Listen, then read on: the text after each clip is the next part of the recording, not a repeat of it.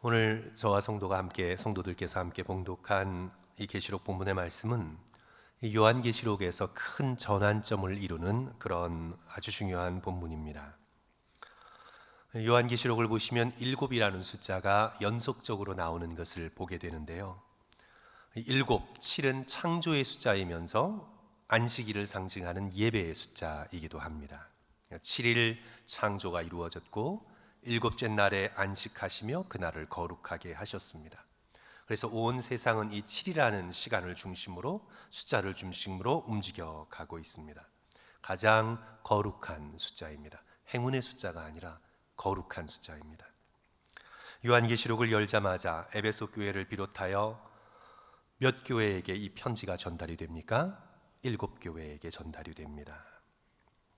그리고는 이제 5장을 열자마자 보좌에 앉으신 이 누구신가요? 성부 하나님이십니다. 오른손에 7인으로 봉인한 두루마리가 주어져 있습니다. 이제 어린 양이 그 두루마리를 받아서 인을 하나씩 7째 인까지 떼기 시작하십니다. 이제 그리고 오늘 이제 이 본문의 말씀 제8장에서 어린 양께서 드디어 7째 인을 떼십니다. 그러니까 요한계시록 전체에서 이 8장은 굉장히 중요한 장입니다. 마지막 인, 7째 인을 떼십니다. 8장 1절, 7째 인을 떼실 때에 하늘이 반 시간쯤 고요하더니, 아주 중요한 순간입니다. 이제 마지막 인 7째 인을 떼었는데 이제 무슨 일이 일어날까요? 첫째 인, 둘째 인, 셋째 인, 넷째 인을 떼었을 때도 놀라운 일이 일어났는데 이제 7째 인을 뗄 때 무슨 일이 일어날까요? 그렇게 생각하고 기대하고 바라보고 두려움 가운데 있을 때에 7째 인을 떼었는데 silence, 고요합니다. 반 시간가량 고요합니다. 성도 여러분, 이 고요함의 의미는 무엇일까요? 일단 긴장을 만들어내죠. 앞으로 다가올 것이 얼마나 크고 무섭길래 이런 고요함이 있는가. 마치 태풍 전야의 고요함 같습니다. 큰 일이 터지기 전에 그 바로 직전의 고요함과 같습니다. 하지만 단지 긴장만을 가져다 주기 위한 것은 아닙니다. 하늘의 시간으로 약 반 시간 어떻게 해요? 고요가 있었습니다. 조용했습니다. 하늘의 시간이 다르고 이 땅의 시간이 달라서 요한계시록의 이 반 시간이라는 이 상징적인 이 부분을 어떻게 해석해야 할지 쉽지는 않지만, 해석 가운데 하나는 고대 로마 사람들이 사람 만날 약속을 할 때에 한 반 시간 정도는 기다려주는 것이 상례였다고 합니다. 그 시간이 넘으면 더 이상 기다리지 않아도 그렇게 큰 문제가 되지 않았습니다. 그런 의미 속에서 이 말씀을 해석할 때 이 반 시간은 하나님께서 우리를 기다려주시는 시간입니다.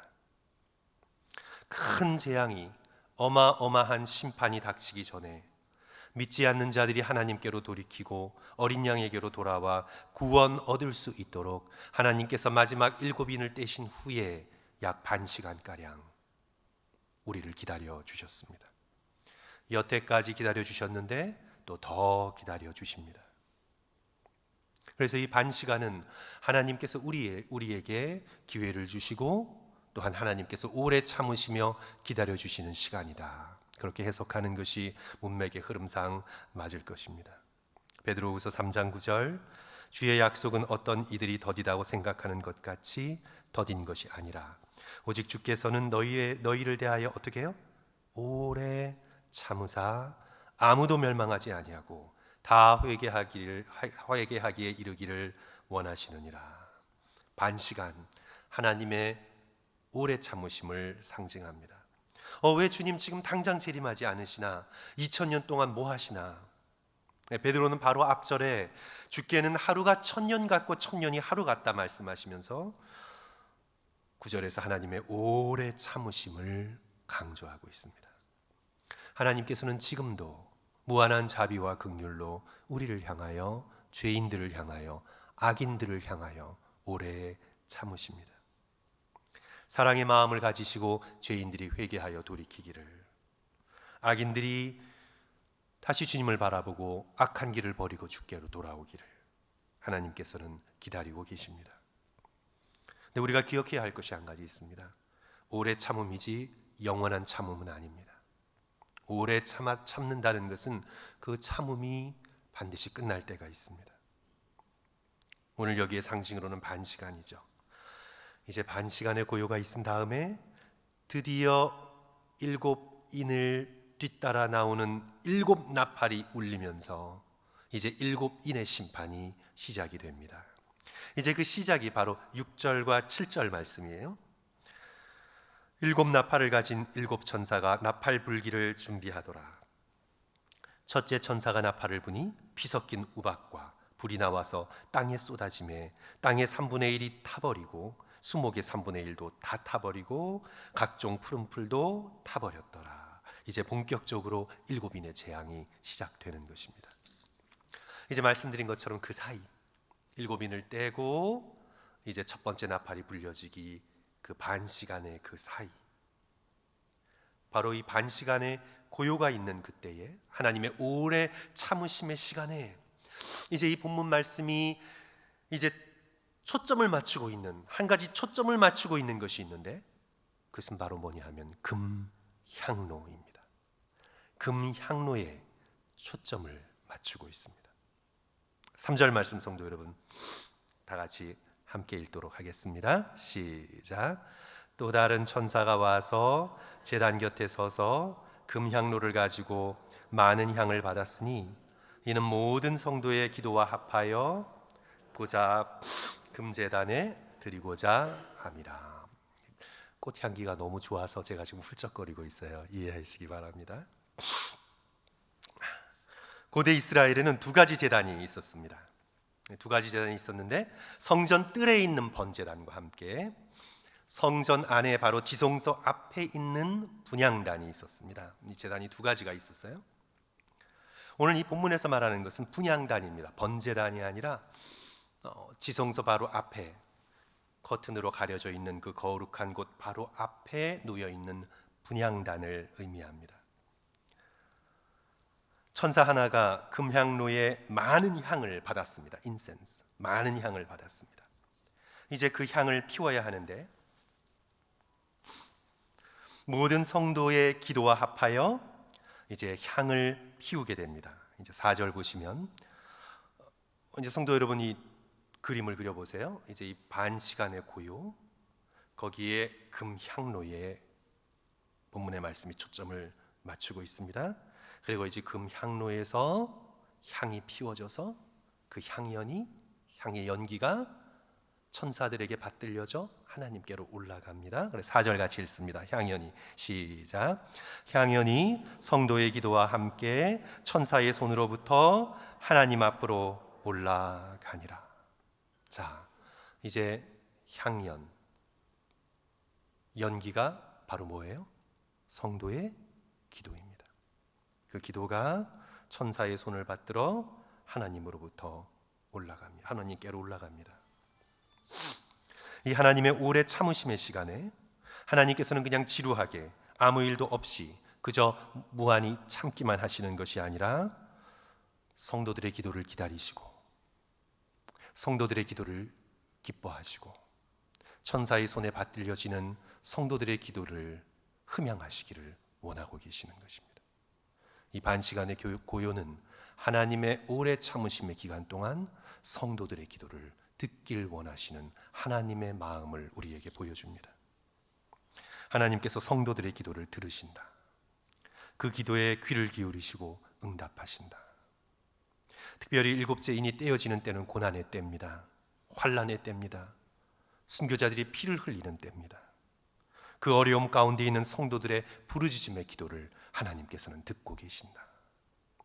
기도의 한 조각 흩어지지 않고 천사의 손에 받들려 하나님의 보좌 앞으로 올라간다. 우리의 기도가 하나도 흩어지지 않고 향연이 되어 하나님께로 올라간다는 기도를 들으시는 하나님에 대한 확신을 우리에게 금향로를 통해 보여주고 계시는 것입니다. 오늘 이 말씀이 놀라운 것은요, 단지 하나님께서는 기도를 들으실 뿐만 아니라 우리가 올려드린 그 기도를 사용하신다는 것입니다. 성도들의 기도의 향기가 하나님께로 올라갈 뿐 아니라 이제 5절의 말씀, 천사가 향로를 가지고 제단에 불을 담아다가 땅에 쏟음에 우레와 음성과 번개와 지진이 나더라.